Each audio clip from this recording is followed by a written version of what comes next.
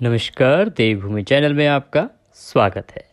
आप सभी को आमल की एकादशी की ढेरों शुभकामनाएं। भगवान श्री हरि की कृपा से आपके सभी काम बनते रहें, उनकी कृपा से आप सभी दुखों से मुक्त रहें। आज के इस वीडियो में हम बात करेंगे आमल की एकादशी की, सुनेंगे आमल की एकादशी व्रत कथा, साथ ही जानेंगे कि आपको अगर व्रत करना है तो क्या है और उसका पारण आप कब करें, पारण की विधि क्या है, आंवले का सेवन आप किस रूप में कर सकते हैं, पारण क्या खा के करें और पारण का शुभ मुहूर्त क्या है, किस समय आपको पारण करना चाहिए, साथ में कुछ और सामान्य नियम, क्योंकि एकादशी का व्रत नियमों के रूप में बड़ा कठोर होता है। इसीलिए एकादशी व्रत में हमेशा नियमों का पालन किया जाना चाहिए। अगर नियमों का पालन नहीं किया जाता है तो वह व्रत आपको पुण्यदायी नहीं होता है और उस व्रत के करने का कोई फल प्राप्त नहीं होता है। इसीलिए नियमों का हमेशा ध्यान रखें। एकादशी के व्रत में तुलसी दल कब उतारेंगे, कब भोग लगाएंगे, किस प्रकार से भगवान की पूजा करेंगे, संपूर्ण जानकारी आपको इस वीडियो में मिलेगी। वीडियो अच्छा लगे तो वीडियो को लाइक अवश्य करें। कमेंट बॉक्स में जय श्री हरि लिखने से भगवान श्री हरि की कृपा आपको अवश्य प्राप्त होगी, आपका व्रत सफल होगा। अगर चैनल पर नए हैं तो चैनल को सब्सक्राइब अवश्य कर लें, क्योंकि जो हमारा चैनल है इस पर हमारे ज्योतिष संस्थान द्वारा जो पंचांगों में वर्णित है, जो ज्योतिष शास्त्र बताता है, उसी के अनुसार आपको बताया जाता है कि कौन सा व्रत त्यौहार कब है, किस दिन आपको पूजा करनी है, क्या शुभ समय है, ये सारी जानकारी आपको प्रदान की जाती है। इससे होगा क्या कि अगर आप कभी भूल भी जाएंगे कि कौन सा व्रत कब है तो हमारा जो चैनल है उसका नोटिफिकेशन आपके मोबाइल पे आ जाएगा और जैसे ही आप मोबाइल को उठा के स्क्रीन पे देखेंगे तो आप कोई चीज़ भूलेंगे नहीं। इसलिए चैनल को सब्सक्राइब कर लें और उसमें जो बेल आइकन, जो घंटे का एक निशान होता है, उसको अवश्य ही प्रेस कर लें, दबा लें।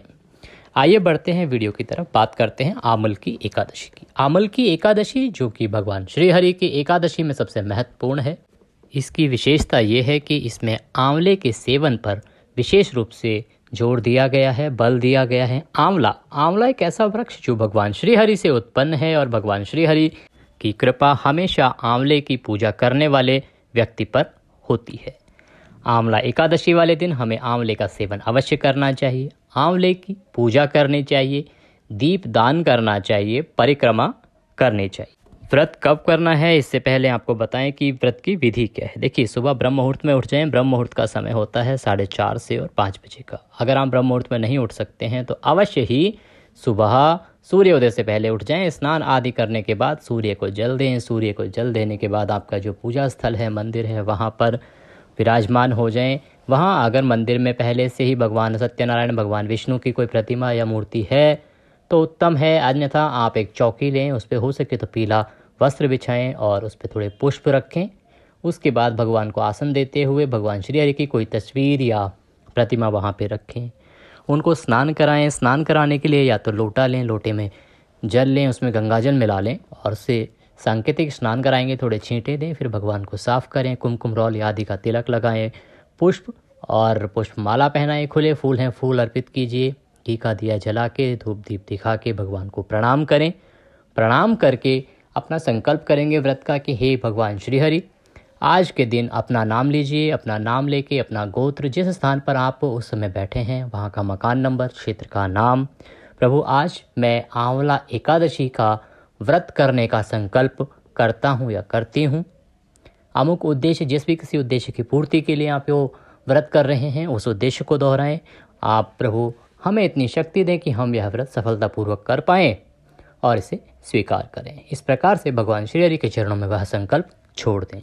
इसके बाद भगवान का जो मंत्र है ओम नमः भगवते वासुदेवाय, उसका हो सके तो 108 बार जाप करें, भगवान को प्रणाम करें और आंवला एकादशी की कथा, आंवल की एकादशी के जो महात्म्य है उसको अवश्य सुने। आइए महात्म्य आरंभ करते हैं, व्रत कथा आरंभ करते हैं। इससे पहले आप शांत चित्त होकर एक स्थान पर बैठ जाएं, भगवान श्री हरि के चरणों में मन को लगाएं, कथा आरंभ करते हैं। अथ फाल्गुन शुक्ला एकादशी व्रत कथा, आमल की एकादशी व्रत महात्म्य आरंभ।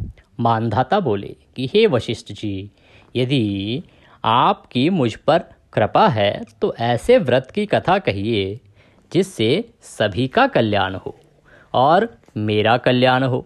महर्षि वशिष्ठ बोले, हे राजन, सब व्रतों से उत्तम और अंत में मोक्ष देने वाले आमल की एकादशी के व्रत का मैं वर्णन करता हूँ। यह एकादशी फाल्गुन मास के शुक्ल पक्ष में आती है। इस व्रत के करने से समस्त पाप नष्ट हो जाते हैं।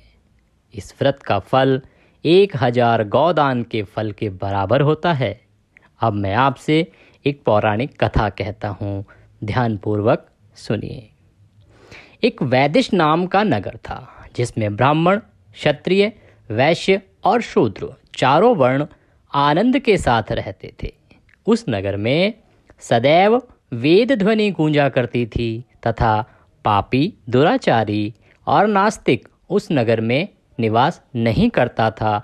कोई भी उस नगर में नास्तिक, दुराचारी व पापी इंसान नहीं था। सभी भगवान की पूजा करने वाले व्यक्ति निवास करते थे। उस नगर में चैत्ररथ नाम का चंद्रवंशी राजा राज्य करता था। वह अत्यंत विद्वान तथा धर्मी था, बहुत धर्म कर्म किया करता था। उस नगर में कोई भी व्यक्ति दरिद्र व कंजूस नहीं था। सभी नगरवासी विष्णु भक्त थे और एकादशी का व्रत किया करते थे। एक समय फाल्गुन मास के शुक्ल पक्ष की आमल की एकादशी आई। उस दिन राजा, प्रजा तथा बाल वृद्ध सब ने हर्षपूर्वक व्रत किया। राजा अपनी प्रजा के साथ मंदिर में जाकर पूर्ण कुंभ स्थापित करके धूप, दीप, नैवेद्य, पंचरत्न आदि से धात्री अर्थात आंवले का पूजन करने लगे और इस प्रकार स्तुति करने लगे। हे धात्री, हे आंवले, तुम ब्रह्म स्वरूप हो, तुम ब्रह्मा जी द्वारा उत्पन्न हुए हो और समस्त पापों का नाश करने वाले हो। तुमको नमस्कार है।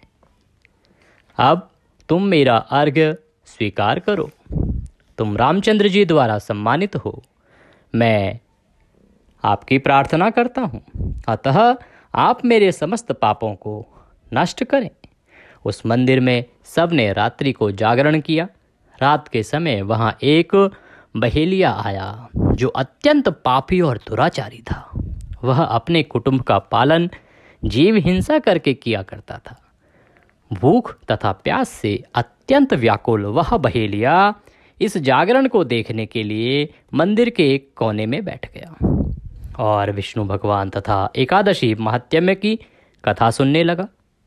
इस प्रकार अन्य मनुष्यों की भांति उसने भी सारी रात जागकर बिता दी। प्रातः काल होते ही सब लोग अपने अपने घर को चले गए तो बहेलिया भी अपने घर को चला गया। घर जाकर उसने भोजन किया। कुछ समय बीतने के पश्चात उस बहेलिये की मृत्यु हो गई।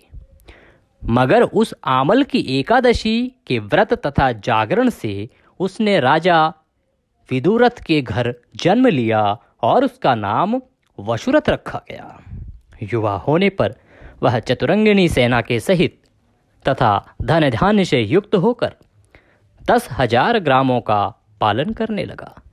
वह तेज में सूर्य के समान, कांति में चंद्रमा के समान, वीरता में भगवान विष्णु के समान और क्षमा में पृथ्वी के समान था। वह अत्यंत धार्मिक, सत्यवादी, कर्मवीर एवं विष्णु भक्त था। वह प्रजा का समान भाव से पालन करता था। दान देना उसका नित्य कर्तव्य था।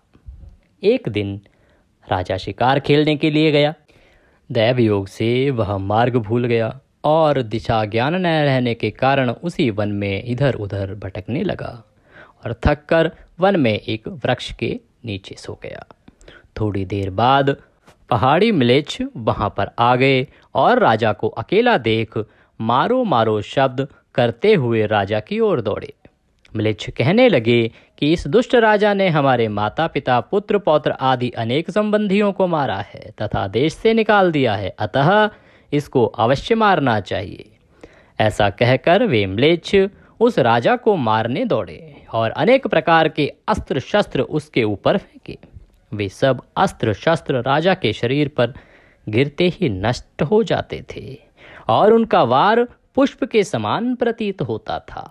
अब उन म्लेच्छों के अस्त्र शस्त्र उल्टा उन्हीं पर प्रहार करने लगे, जिससे वे मूर्छित होकर गिरने लगे। उसी समय राजा के शरीर से एक दिव्य स्त्री उत्पन्न हुई। वह स्त्री अत्यंत सुंदर होते हुए भी उसकी भ्रुकुटी टेढ़ी थी। उसकी आंखों से लाल लाल अग्नि निकल रही थी, जिससे वह दूसरे काल के समान प्रतीत होती थी। वह स्त्री म्लेच्छों को मारने दौड़ी और थोड़ी ही देर में उसने सब म्लेच्छों को मौत के मुंह उतार दिया और काल के गाल में पहुंचा दिया। जब राजा सोकर उठा तो उसने म्लेच्छों को मरा हुआ देखकर कहा कि इन शत्रुओं को किसने मारा है? इस वन में मेरा कौन हितैषी रहता है? ऐसा विचार कर ही रहा था कि आकाशवाणी हुई, हे राजा, इस संसार में विष्णु भगवान के अतिरिक्त कौन तेरी सहायता कर सकता है? इस भविष्यवाणी को सुनकर राजा अपने राज्य में आ गया और सुखपूर्वक राज्य करने लगा। महर्षि वशिष्ठ बोले कि हे राजन, यह आमल की एकादशी के व्रत का प्रभाव था। जो मनुष्य इस आमल की एकादशी का व्रत करते हैं वे प्रत्येक कार्य में सफल होते हैं और अंत में विष्णु लोक को जाते हैं। बोलिए विष्णु भगवान की जय, बोलिए आमल की एकादशी की जय। इसी के साथ यहाँ पर आमल की एकादशी का यह माहात्म्य, यह व्रत कथा समाप्त होती है। आप भगवान को प्रणाम कीजिए, भगवान की आरती कीजिए, फल का भोग लगाइए। भोग लगाने के बाद बंधु बांधवों में प्रसाद वितरित कीजिए। अपना दिन संयम के साथ और शालीनता के साथ व्यतीत कीजिए। रात्रि हो सके तो जागरण कीजिए। और 21 मार्च को, देखिए व्रत कब है आपका? 20 मार्च को। 20 मार्च 2024 दिन बुधवार का रहेगा। आप आमल की एकादशी का व्रत करेंगे और 21 मार्च 2024 को आप आमल की एकादशी का व्रत का पारण करेंगे। व्रत पारण का समय बताएं, उससे पहले व्रत पारण के लिए आप 21 मार्च को सुबह समय से उठें। सूर्योदय से पहले अवश्य उठ जाएं। स्नान आदि करने के बाद जहां आपने 20 मार्च को पूजा की है भगवान विष्णु की, उसी प्रकार से पूजा करें, स्नान आदि कराएं और उसके बाद भगवान को नमस्कार करें, हाथों में पुष्प लें और भगवान को प्रणाम करें कि हे प्रभु, आज के दिन हमने इस उद्देश्य की पूर्ति के लिए एकादशी का यह व्रत किया था। इसमें कोई गलती, कोई त्रुटि, कोई भूल हमसे हुई हो तो उसे क्षमा करें, क्योंकि आप तो दया सिंधु हैं और हम आपके दर के भिखारी हैं। और वह भगवान के चरणों में छोड़ दें। भगवान को भोग लगाएं। भोग में आप तुलसी दल अवश्य रखें और आंवले का प्रयोग अवश्य करें। भगवान को भोग लगाने के बाद जो पारण में आप जो भी बनाना चाहते हैं, कुछ जो भारतवर्ष के प्रांत हैं वहाँ पर घी बूरे से भोग लगाया जाता है, कुछ जगह पीले चावल, कहीं आप खीर पूड़ी बनाते हैं और आप आंवले या तुलसी दल से भी भगवान का भोग लगा सकते हैं और स्वयं भी उसी से पारण कर सकते हैं। जब आप पारण करेंगे तो पारण में आंवले का सेवन अवश्य करें, तुलसी दल का सेवन अवश्य करें और आप अपने व्रत को संपूर्ण करें। आपको पारण करना है। देखिए पारण का समय रहेगा 21 मार्च को सुबह 8:05 से और सुबह 9:45 तक। इसके बाद पारण का समय दोपहर को रहेगा 1:05 से और 4 बजे तक। इस समय में आप भगवान श्री हरि का पारण कीजिए, आपका व्रत अवश्य ही सफल होगा। अगर वीडियो अच्छा लगा हो तो कमेंट बॉक्स में जय श्री हरि लिखना ना भूलें। वीडियो को लाइक अवश्य करें। भगवान श्री हरि की कृपा आपको प्राप्त होगी। इस वीडियो में अभी के लिए इतना ही। अगले वीडियो में फिर होगी आपसे मुलाकात। तब तक के लिए जय श्री हरि।